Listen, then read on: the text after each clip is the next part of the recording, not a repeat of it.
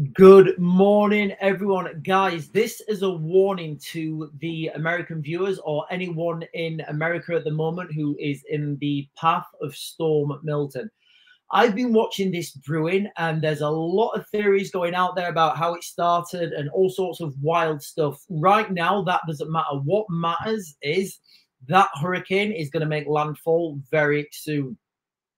I'm particularly keeping an eye on this because my friend used to have a factory in Tampa, in Florida, and this thing goes right over the top of where his location used to be. Now, again, call it fate, call it serendipity, whatever, but he was forced to sell that like a couple of years ago, so I guess it's potentially helped him out. Anyway, guys, my advice to you now, if you are in the United States, in anywhere near this region, not just in between the red lines, but if you're anywhere in that region at all, try and make your way north. Now, they're talking about this being a category 5 hurricane, which, as I understand it, guys, we don't get hurricanes here in the United Kingdom. We get high winds, and it is what it is. But in that region, I know this because my friend lived there. They get lots of hurricanes. Now, a category 5. In fact, guys, let's just quickly go to the share screen, and I'll show you a little infographic. Where are we? Where are we? This one. I think it's this one anyway. Yeah. So this infographic here, guys, you can see, it's starting off, well, this is where it is at the moment, and it's looking like it's going to move up through right now, up through to Tampa, then Orlando, and then go out into the I was going to say Pacific, out into the Atlantic. Guys, if you live anywhere in this red zone here, you really need to be evacuating now, and you need to be heading north. If you head south, that could be, you could be cut off in the context that if the hurricane moves, if it goes further south, because guess what?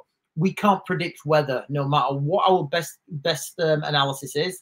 We cannot predict weather. So if you're anywhere in that, mid-Florida region, try and make your way north, and always, make sure you've got enough food, enough water. And if you live in that region, you should be used to these, these weather conditions. But guys, if you live in the United Kingdom, just look at that. 180-mile-an-hour winds. I mean, what is that in kilometers? It's like it's over 200 kilometers an hour. If we get winds in the United Kingdom, like the very most I've witnessed winds on our, on our wind, what do you call it? Wind measuring machine. I forgot the name. The very highest we've had is 82 kilometers an hour. That's because it's set in kilometers, which is well under what these guys are going to be facing. So when I talk about, having emergency preparations and, just have stuff in your house that you can grab quickly and evacuate with, these are the reasons why, it's not always going to be doom and gloom, enemy nations coming and taking you. And, if you live in the United Kingdom, if you live in the United States, that is very unlikely. If you live in Europe, that's more likely.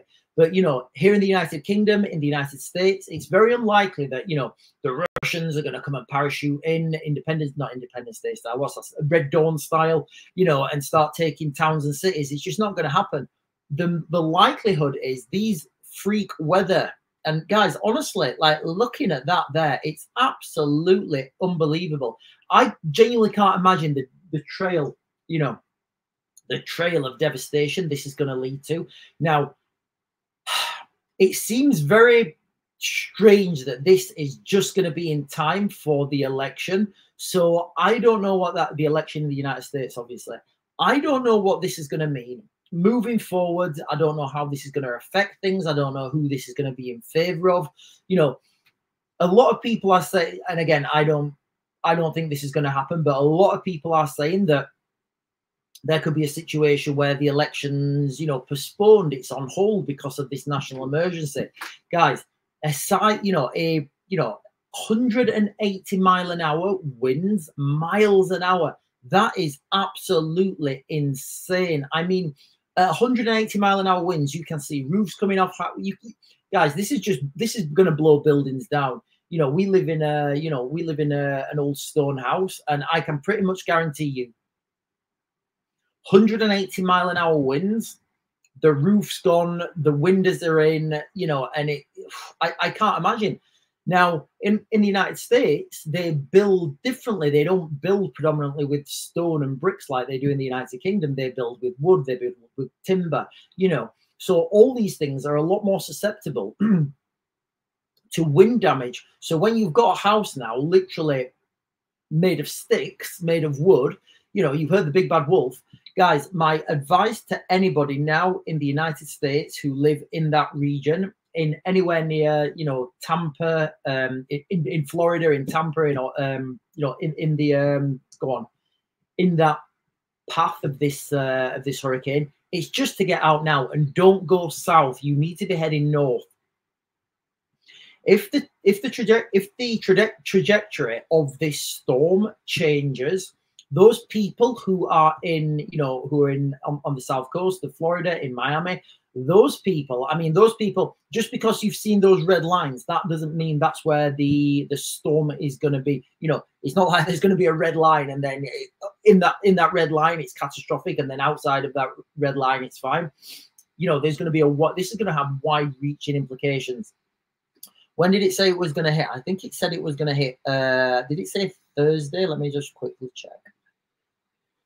Yeah, so that should make landfall Thursday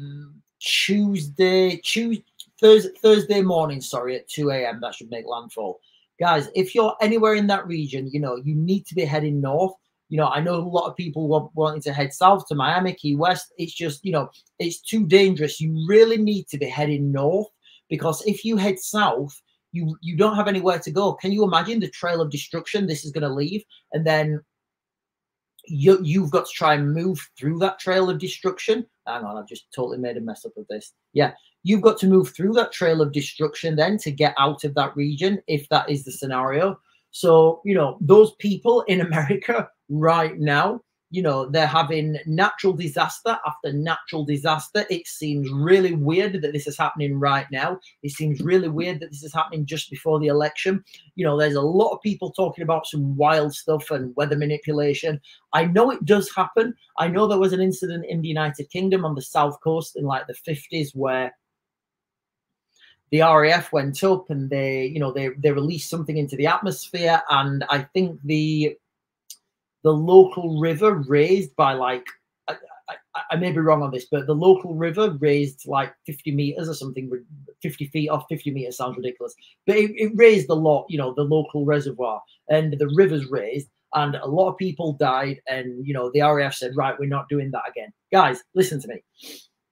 If they can do that in the 1950s, do we think that they said, right, could we raise rivers and cause floods, hurricanes, typhoons, weather manipulation? Can we do that? Yes, we've just proven it in the 50s. Okay, do we think that'd be a good weapon to, you know, insert on our enemies? Yes. Right. Are we going to stop funding that? No. The funding, you know, it will have just moved. It will have gone somewhere in Scotland that's, you know, doesn't have a relatively large population. They will have understood this, and this will become more sophisticated. So when people are saying, is weather manipulation real? Yes, it's well documented that weather manipulation is real. Are these storms and hurricanes that are hitting the United States, is this weather manipulation? I genuinely don't know. And right now, I don't think it matters. What I think matters is that people in that region need to evacuate, and they need to evacuate north. Guys, make sure you've got food and water with you, because you genuinely don't know what you're going into, and you don't know what you're going to come back to. Guys, if you're in the United Kingdom, this just shows the importance of having an urban survival kit. Because these people, when they evacuate in the United States, they're not going to evacuate into the fields and into the forest. And, you know, they're not going to be foraging. Well, I hope they're not. They're going to be evacuated into another city, another town that's taken them in. They're going to be in a large school hall, a large building, a sports hall, you know, that can accommodate a lot of people. And then once you're in there, that's when you need your kit and equipment, and you need kit and equipment that can help you in that situation. Anyway, guys, I'm going to be doing more videos on urban survival. I'm going to be doing more videos later on today. Guys, this is literally just a warning to you guys in the United States. If you're in that region, you need to evacuate, and you need to evacuate north. Guys, I'm going to max the grid. I'll get you guys another video later. Right, I'm using a different software and I'm totally going wrong with the... Right, guys, I'm going to max the grid now.